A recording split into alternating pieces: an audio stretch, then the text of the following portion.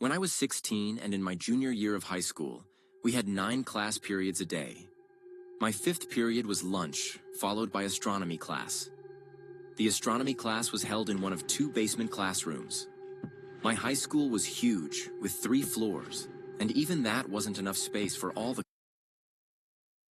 classes, so they added 2 rooms in the basement. The basement used to be a janitor's area, but they remodeled it to look more like a normal hallway, though it was still a bit creepy when no one was around.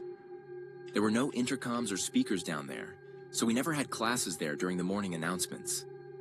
This basement area was known as the chamber, and lots of students wanted classes down there because it had air conditioning and the classes were usually easier. Plus, it had its own bathroom. That day, we had a quiz in astronomy, and I finished quickly since I found the class easy. After I was done, I texted my friend, Mike, who was in the other basement classroom, and asked him to meet me in the bathroom because I was bored. He agreed, so I left my classroom and walked to the bathroom. A few seconds later, Mike joined me, and we started joking around. After a while, Mike checked his phone and told me he got a text saying the school was on lockdown. We both smiled because neither of our teachers knew we had left class. That meant we could sneak around the school without anyone knowing. We decided to head upstairs and explore, figuring the worst that could happen was we'd just explain we didn't hear the announcement since there were no speakers in the basement. When we opened the basement door to the main floor, we noticed all the lights were turned off. The hallways were almost completely dark, except for some light coming in from the lobby doors. Usually the lights stayed on during lockdowns, so this felt strange, and we started getting a bit nervous. Mike stepped further into the hallway and I followed. Suddenly, Mike pointed down the hall and asked, "Who's that?" I looked and saw a man walking toward us. At first, we couldn't tell if he was a teacher, but as he got closer, we realized he didn't look like staff at all. He was dressed more like a homeless person. I told Mike, "Let's get out of here." And we hurried back to the basement.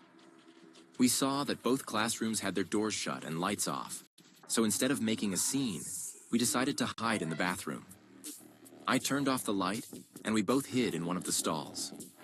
It was completely silent. No ventilation, no noise, just our breathing and the occasional drip from the sink. Suddenly, the bathroom door opened, and light from the hallway came in. The door closed again, leaving us in darkness. We heard someone walking toward our side of the bathroom, breathing heavily like they were out of breath. Mike and I were terrified. Then, Mike whispered something to me, saying we should crawl out of the stall.